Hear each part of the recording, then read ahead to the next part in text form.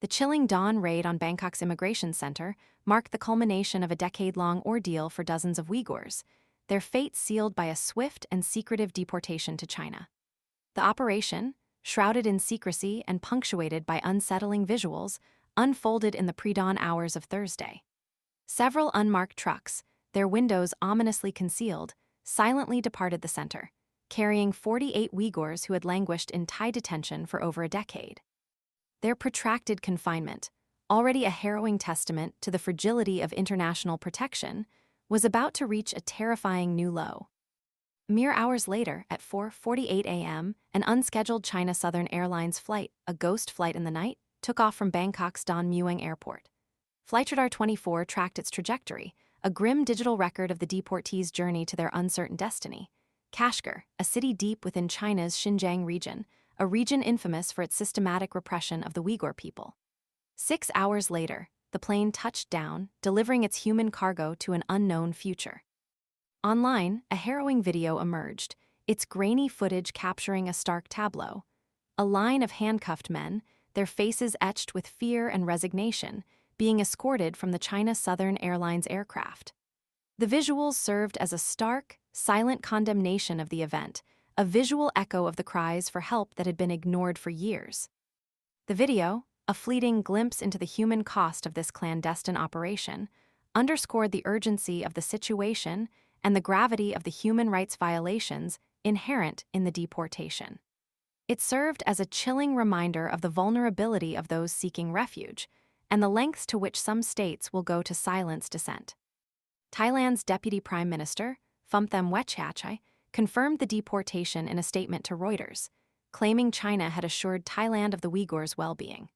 This assurance, delivered with an air of unconvincing reassurance, rings hollow in the face of overwhelming evidence of widespread human rights abuses within Xinjiang.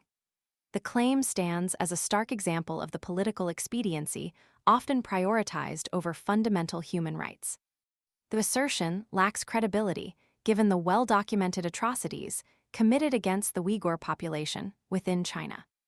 The deportation represents a grave betrayal of international norms and principles.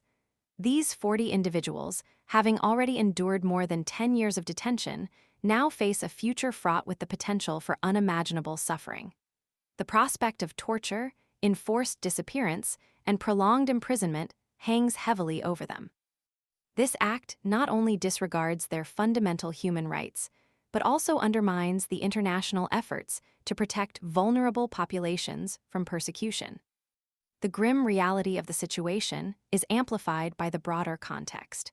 This incident is not an isolated event, but rather the latest chapter in a long and harrowing narrative of Uyghur persecution. Back in 2014, the initial arrests of these individuals marked the beginning of their ordeal. In 2015, a similar deportation of 109 Uyghurs to China sparked international outrage. Images of hooded, handcuffed individuals under the watchful eyes of Chinese police circulating globally. Others were sent to Turkey, offering a glimmer of hope to some, but leaving many more stranded in limbo. The scale and nature of the crackdown on Uyghurs in Xinjiang have prompted condemnation from several governments, with some going so far as to label the actions of the Chinese government as genocide. The United Nations' own investigations have suggested the possibility of crimes against humanity. China, predictably, denies these accusations, clinging to a narrative that disregards the mounting evidence of systematic oppression. The international community is increasingly recognizing the severity of the situation, but the response, often hampered by political considerations, has been inadequate to stem the tide of human rights abuses. The families of the deported Uyghurs have desperately pleaded with authorities to prevent their loved ones' return to China. The pleas, desperate cries echoing across continents, highlight the profound human cost of this political game. The Chinese government doesn't want the world to hear their stories. A brother of one detainee poignantly told The Guardian in January. This statement underscores the systematic silencing of Uyghur voices, a deliberate attempt to erase their experiences and prevent the truth from emerging. The deportation underscores the urgent need for the international community to hold China accountable for its actions and to provide concrete protection for Uyghurs fleeing persecution.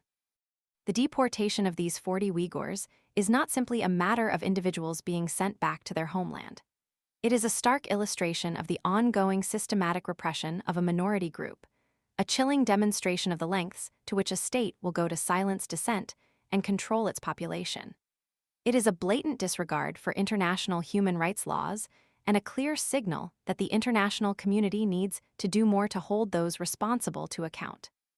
The silence that followed the event is deafening, a testament to the urgent need for increased scrutiny and a more concerted effort to provide meaningful protection for vulnerable populations.